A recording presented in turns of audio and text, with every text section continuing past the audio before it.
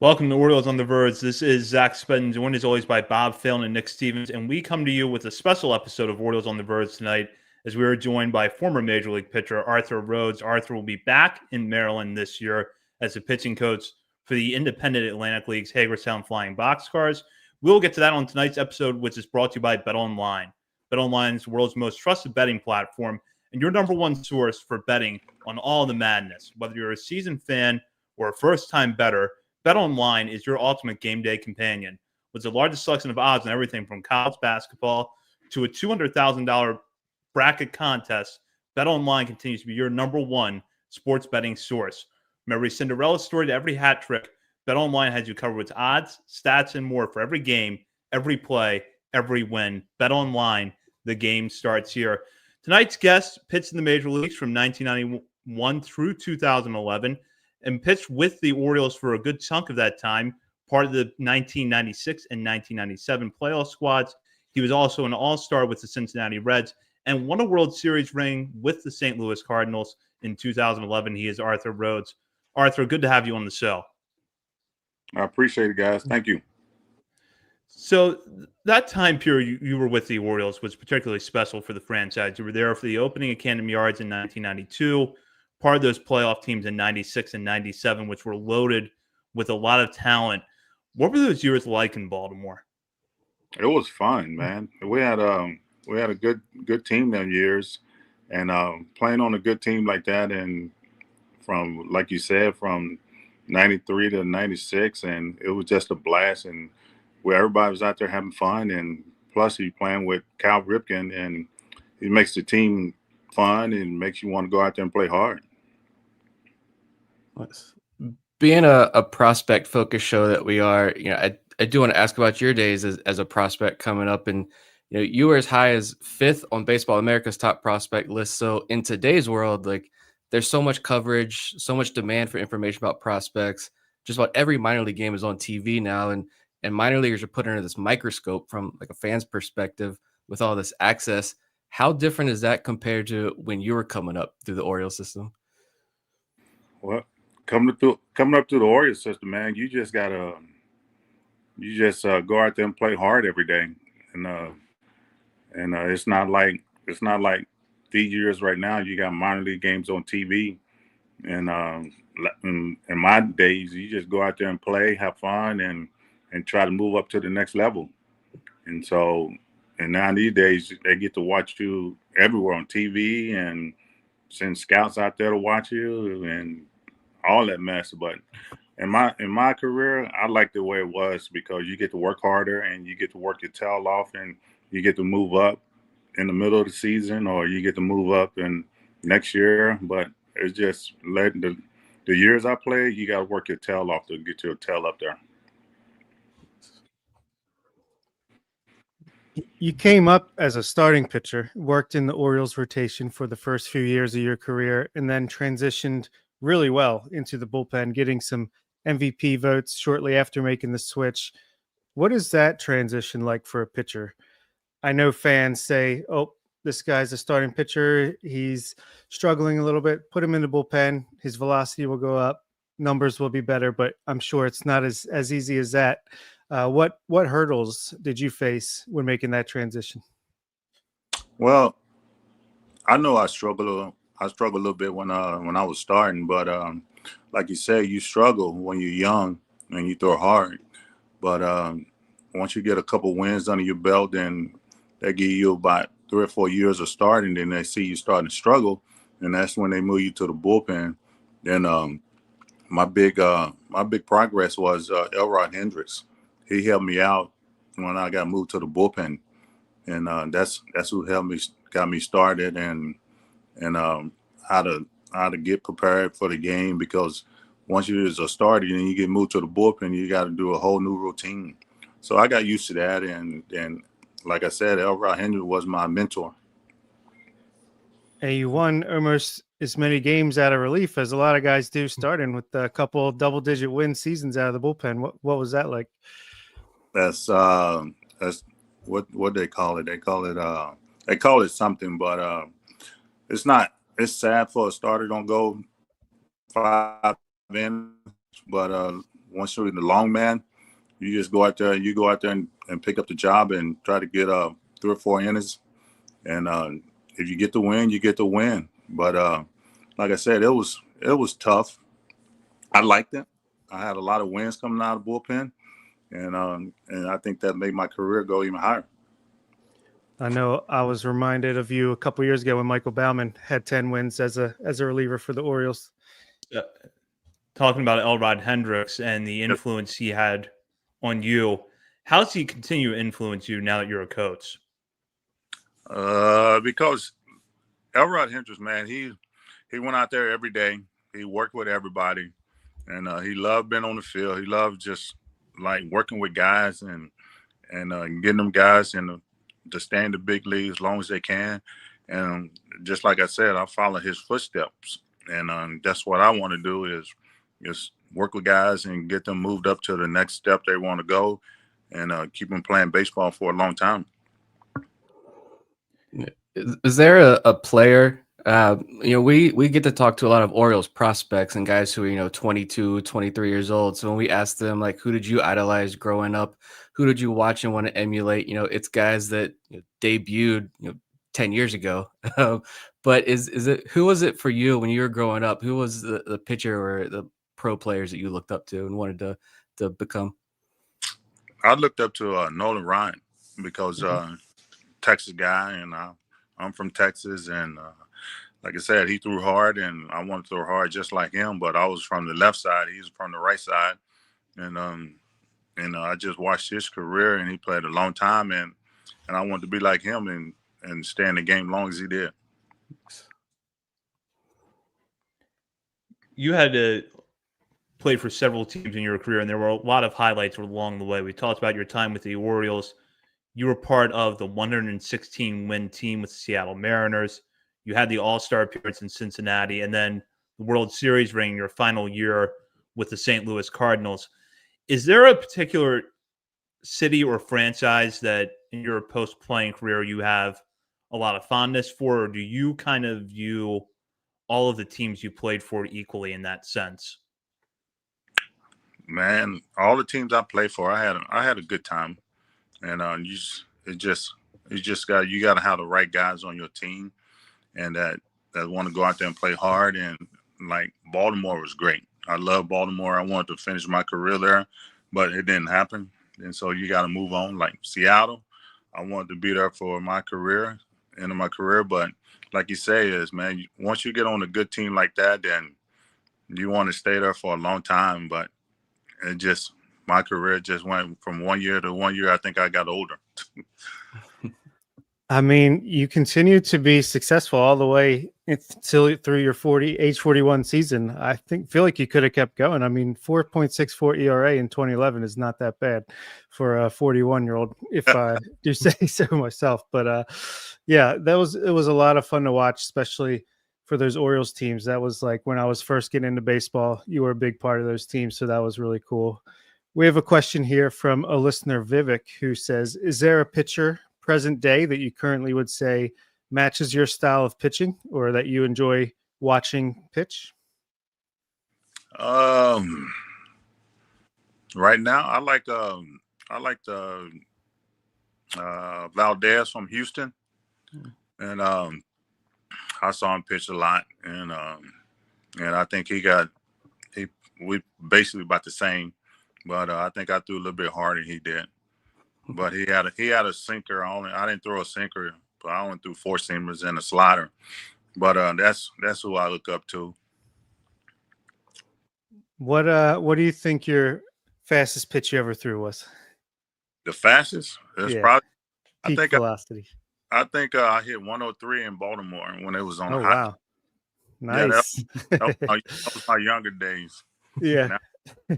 Now these days, this year, these kids throw 100 with no heartbeat. Remember what outing it was that you hit 103? Man, I know it was a day game. It was a day game. It was hot in Baltimore. It's we get to talk to a lot of prospects and watch them come through the Orioles system, and some of them get to the major leagues and struggle, and they get sent back down to AAA to kind of have a little bit of a reset. Some have come back up and found success, like Colton Cowser, and others are still struggling to find that footing. But from your experience, is there some things about pro ball that maybe you weren't expecting, or an aspect of the game on or off the field that makes that transition particularly difficult for these guys?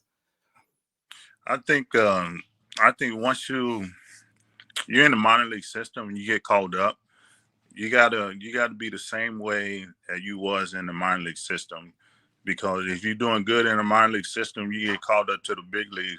You can't go up there and change your ways how you doing, because you got to keep your mind set, and you got to keep not trying to throw harder, not trying to throw a good breaking ball. You just got to keep doing what you was doing, what you did in the minor league. And so some of the guys go up there, they try to do too much and try to overthrow, and they get hit hard. And next time you see them, they back in the minor leagues. Is that kind of like the same kind of philosophy or wisdom you impart coaching in independent ball? You probably have a lot of guys who come through and they struggled in the big leagues, they struggled in minor leagues, and now they're fighting for another chance to get back in affiliated ball. I think, yeah, when they come back down, I was in Lexington last year, and I watched every game. They think they can throw 100 miles an hour, but you're getting hit everywhere. I said, once you try to throw 93 to about 96 and hit your spots, and you get guys out. But you can preach it to them all day, but you just keep telling them, and this is what you got to do. If you want to get back up to the big leagues, you got to quit falling behind on hitters, quit throwing 3-2 breaking balls every time. In that league, where I be at, I'm gonna tell my pitchers, I said, hey, you can't throw 3-2 sliders. You can't throw 0-2 sliders. You can't throw 1-2 sliders, because that's what their league is looking for. That's all they hit. But you can just preach to them, and you just gotta love on them and try to get them back up to where they want to go. Nice. Does that kind of match now that you're on the coaching side? Is there like a general pitching philosophy or more specific ideals that you preach to the guys? And if so, how has that evolved from your playing days? I preach to them and I talk to them, and they listen. If they don't want to listen, hey, I tell them, I say, I talk to you. I'm here to have fun with you. I'm here to work with you. I'm here to get you up to the next level where you want to go. If you listen to me, yes, I get you there. The only thing you need to do is just come here, throw strikes, get guys out, and you'll see you're on affiliated team somewhere. You pitched for the Oakland Athletics in 2004, so obviously spent some time there. Now they're no longer in Oakland. You have any memories, any final memories now that they're in Sacramento? In Oakland, the only thing I hate about Oakland is I live so far from the stadium that you got to drive in traffic every damn time. But Oakland was nice, man. It was a nice ballpark. I liked it, and the foul line was big, so you hit a pop fly on the first base line. If it don't go out, you still catch it. But I had a lot of memories there in Oakland. It was a nice ballpark. And yeah, pitchers have to love that foul ground, right? Oh, I love that foul ground. I take it all day. I want to ask about your 2011 season. You got a chance to pitch in the World Series. The Cardinals picked you up during the season. You got into the game facing your former team, the Rangers. What was that whole experience like? Tell you the truth, it was good, man. It was, like I said, I signed with the Rangers for spring training at the beginning of the season. Doing pretty good, and pitching, doing good, having a good time. Then right at All-Star break, they called me in. They said, well, we're going to designate you for assignment. I said, for what? No answer. I said, for what? I said, I've been doing good. Wasn't my numbers looking good? Such and such, they go all about the other stuff. But I said, that's fine. That's fine. I'll go back to Texas and I keep working out. Then about 2 or 3 weeks later, St. Louis called me. And guess what? Man, I'm up in the World Series. I beat them. We beat them. Is that we've never had someone on the show that calls himself a World Series champion. Is that moment when you and your team had clinched the World Series? Is that moment everything like we all dream of as little kids playing in Little League? Oh yeah, man. I tell you, man, I tell everybody, once you get to the big leagues as a pitcher or whatever you are, you try to get your goals. My goals was trying to make the All-Star team and win a World Series. And I did it. I know I did it later in my career, but I worked my tail off to get where I wanted to do. And so I did it. And once I got to the World Series, man, it was just like kid in the candy store. And it's just, you get to game 7 and you got 3 outs, and I was sitting on the bench. I think I pitched at game 7. So I was sitting on the bench. Come on, man, we just need 3 outs so I can jump over this fence or try to jump over the fence because I felt old. So, but it was awesome, man. I had a blast with St. Louis. It was fun. The World Series was awesome, man. And like I said, that's one thing you want to do in your career is you want to win your World Series. Well, in that World Series was really memorable because of Game 6, and then you were on the mound in Game 7. So that had to be a special series to play in. Yes, it was. I know I pitched to Josh Hamilton. I had him pop up. Then I never pitched in Texas when American League, so I had a couple of days off when we came to Texas. But when we got to Game 6, we hit that home run. And I told everybody in the clubhouse, I said, guys, we got them. They are done now. So Game 7 come, we went out and spanked them, and it was a good series. And they had a couple mess ups in the outfield, and so we just kept it rolling. And Game 7 was fun. Game 6 was fun. Game 7 was the best. I want to go back to those 96, 97 Orioles teams for a moment, because for a long time, that was the only playoff baseball that a lot of us saw in Baltimore. A lot of lean years after that, and now they're successful again. Those teams got close to the World Series. Do you feel like either one of them could have broken through and won it had things gone a little bit differently? I think we could have won it in, what was that, 96? When, what's that kid that caught the ball over the fence? Jeffrey Mayer. Yeah, that's him. If he wouldn't have caught the ball over the fence, we would have won the World Series that year. We could have won it, what was that, 96 or 97? We could have won it like 2 years because we had a good team. And I think we just fell behind a little bit. But it was we had a good run, and like you said, man, it was fun. Them I think it was 95, 96, and 97 was the years in Baltimore I had the best. Yeah, that series against Cleveland in, I think, 97 in ALCS, that was 2 really good teams going at it. It was sad we lost, but it was fun times for sure. Yeah, it's always sad, man. When you bust your tail out there, you're in the playoffs, and you fight for everything. You go out there and you grind. I'm talking about you grind and grind. They don't care if you pitch 2 days in a row, 3 days in a row. I'm going out there for the field day because I'm in the playoffs. I want to win. And so it was some good playoff games. Just how different is that atmosphere for players? Because the last 2 years, this Orioles team has been back in the playoffs. It's a very young roster the last 2 years, and 2 unfortunate series. But just how different is that, especially for a younger player, to when it switches to playoff time, especially when you're at home for these playoff games? I think the young guys they need to relax because they relax during the season. Then once they get through the playoffs, they try too hard. They try to hit everything over the fence, or they striking out. They taking pitches what they was hitting in the regular season. So you can't. In playoff situation, you got to relax and go out there and do what you did in the regular season. You got to go out there and have fun. Shift gears now to talk about what you've been doing the last couple of years. You had a chance to coach with the Lexington Legends last year in the Atlantic League. What made you decide to get back into coaching? I did it. I'd say about 3 years ago. I did it in Cleburne. It was in Fort Worth. I pitching coach there. Then I took 2 years off. Then Greg Zahn Greg Zahn called me back, said, "Do you want to be my pitching coach?" I said, "Yeah, that's fine. I'll be your pitching coach." We did that Lexington last year. It was fun. I worked with a lot of guys, and it was good. It's just for me. It's just being on the field, stepping between the white line, and having fun with them guys. You're going to have a chance to do that this year in Hagerstown, where you played in your minor league career. You had a chance, I know, to go back there last year with Lexington and be at the new ballpark there. What is it going to be like for you to be back in a place where you pitched coaching?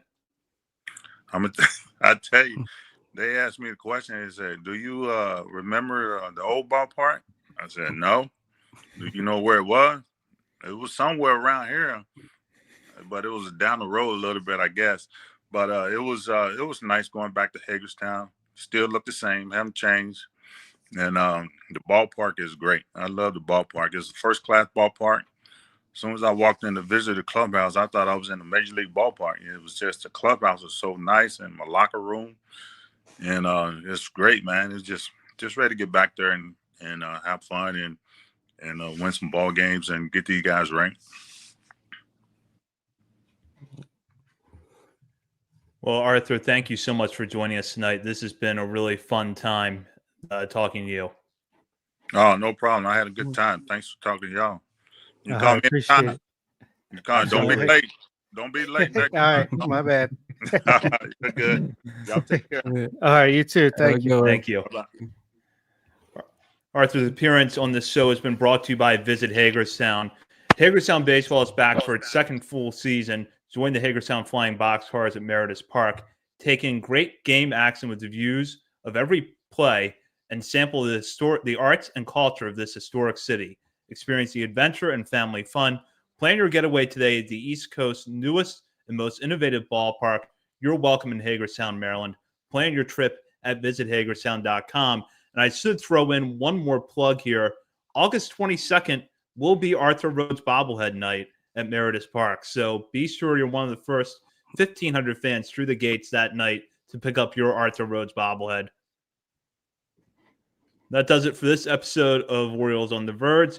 You can find us next week. In the meantime, you can check us out on many social media channels, including Facebook, Instagram, Threads, X, TikTok, and YouTube. We're also over at Substack, OriolesOnTheVerge.substack.com. And while you're browsing around the internet, be sure to sign up and become a member of our Patreon community today at the $3, $5, or $10 levels. For Bob Phelan or Nick Stevens, this is Zach Spedden. You've been listening to Orioles on the Verge, presented by BetOnline and part of the Believe Podcast Network.